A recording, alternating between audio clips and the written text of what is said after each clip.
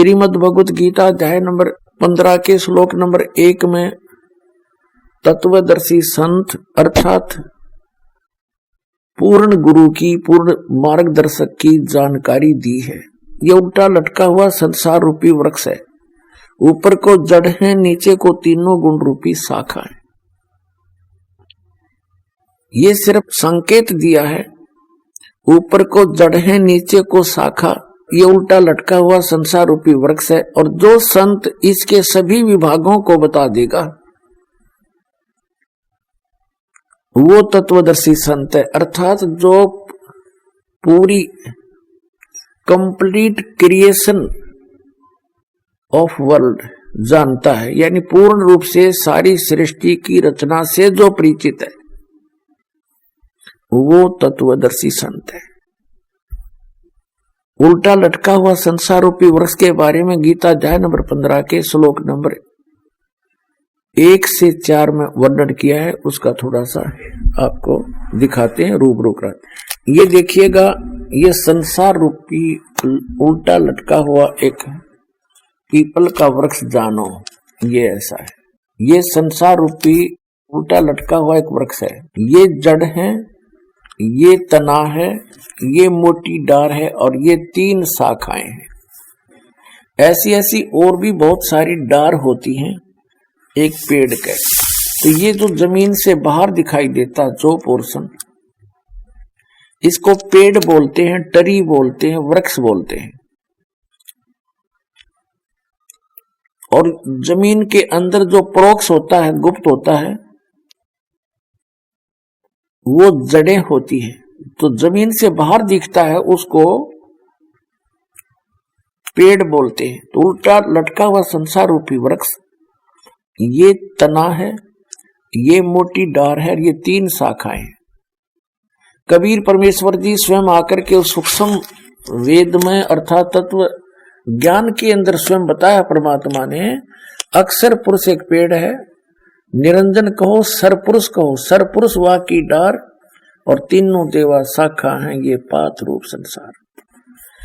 उस सूक्ष्म वेद में बताया है परमात्मा ने स्वयं कि अक्षर पुरुष एक पेड़ है जो जमीन से बाहर दिखता है। ये पेड़ से ही शुरू होता है, ये तना है, ये तना तो अक्षर पुरुष समझो। इसके ऊपर फिर डार है, ये सरपुरुष। अक्षर पुरुष एक पेड़ है, सरपुरुष वा की डार और तीनों देवा शाखा है। रजगुण ब्रह्मा जी, सतगुण विष्णु जी, तमगुण शिव जी। और ये पात रूप संसार, और ये छोटी छोटी टहनियां हैं, ये समझो ये देवता समझो। और आगे हम ये पात रूप संसार। और ये जो जड़ है ये परम अक्षर ब्रह्म है, ये पूर्ण ब्रह्म परमेश्वर है, ये अल्लाह ताला है। इसको अल्लाह ताला कहते हैं, कंप्लीट गॉड बोलते हैं। और दूसरे शब्दों में ये कौन है? ये है पूर्ण ब्रह्म। कबीर साहेब परम अक्षर ब्रह्म, ये परमात्मा है, वो पूर्ण ब्रह्म, परम अक्षर ब्रह्म।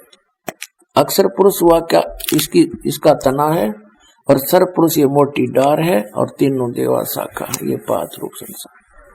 अब आप जी को श्रीमद् भगवत गीता से रूबरू कराते हैं। पुण्यात्माओं, पवित्र श्रीमद् भगवत गीता पवित्र ऋग्वेद, यजुर्वेद, सामवेद और अथर्ववेद,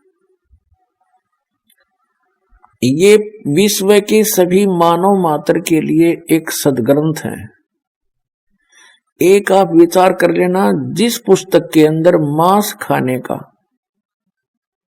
प्रावधान है वो गॉड गिवन स्पिरिचुअल नॉलेज नहीं हो सकता। ये तो एक आम बच्चा भी बता देगा।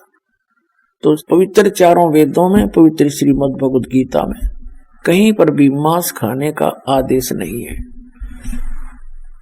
और ये पूरे मानव मात्र के लिए है।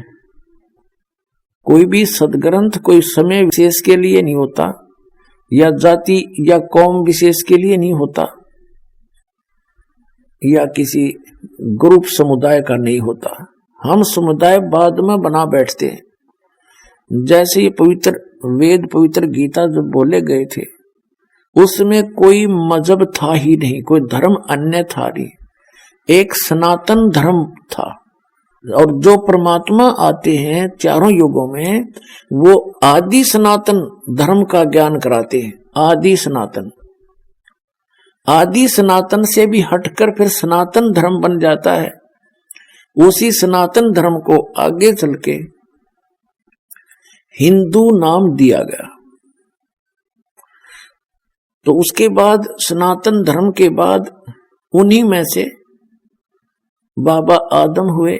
बाबा आदम से आगे मूसा अलैहिस्सलाम, हजरत मूसा जी, हजरत दाऊद जी, हजरत अब्राहिम जी, हजरत ईसा जी, हजरत मोहम्मद जी, ये बाबा आदम से ही उत्पन्न हुए, उनकी संतति है, आगे उनकी संतान है।